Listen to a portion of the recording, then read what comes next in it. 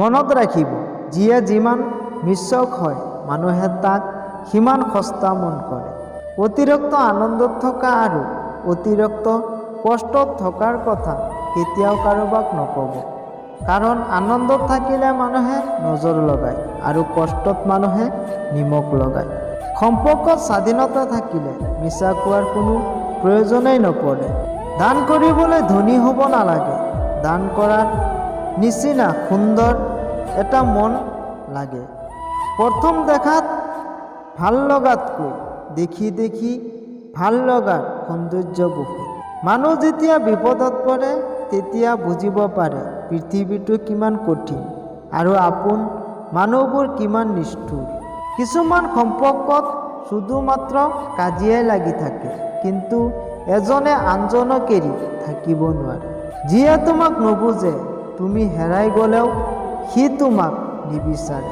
প্ৰিয় মানুহটোক মেছেজ লিখি বেক পেজত মুচি দিলেও কিন্তু কথা জমা কৰি ৰখাৰ নামেই হ'ল অভিমান। প্ৰেম কৰি বিয়া কৰিও মানুহ শান্তিত থাকিব নোৱাৰে, যদি নহয় সিহঁতৰ মাজত সমৰ্যতা, বিশ্বাস, ভৰসা, সন্মান এক নাথাকে।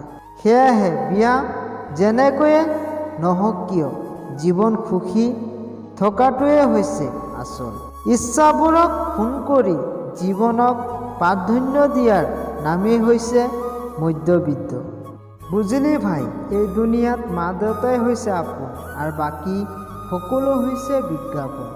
তুমি কিমানটো কষ্টত আছা সেইটো কোনেও চাবলৈ নাহে, কিন্তু মন খুলি হাঁহি দেখা, সেই হাঁহিত হিংসা কৰাৰ বাবে মানুহৰ অভাৱ নাই।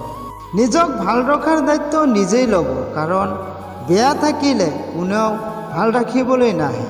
মানুহৰ ওপৰৰ ৰং দেখি তাক ঘৃণা নকৰিব। হয়তো তাৰ কোনো এটা গুণ আছে যি তাৰ সোণতকৈও বেছি দামী।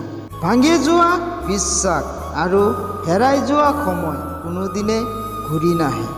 সৌন্দৰ্য এদিন তোমাক এৰি যাব, কিন্তু জ্ঞান চিৰদিন তোমাৰ লগত থাকিব। চুপ থাকিবলৈ শিকক, দেখিব যিয়ে এদিন অপমান আৰু বেয়া ব্যৱহাৰ কৰিছিল সিও এদিন আপোনাৰ ভৰিত আহি পৰিব।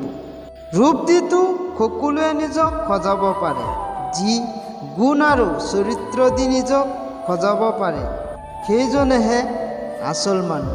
জীৱনত একমাত্ৰ যিয়ে সুখী হ'ব পাৰে, যি সকলো পৰিস্থিতিতে নিজক মানি ল'বলৈ শিকি গৈছে। অকল মাত্ৰ সাপ নহয়, কিছুমান মানুহ বহুত বিষাক্ত। মাত্ৰ সাপ নহয়, কিছুমান মানুহ বহুত বিষাক্ত হয়। সাপে কামুৰিলে দূৰৰ পৰা চিনিব পাৰি, কিন্তু বিষাক্ত মানুহ চিনিবলৈ বহুত কঠিন।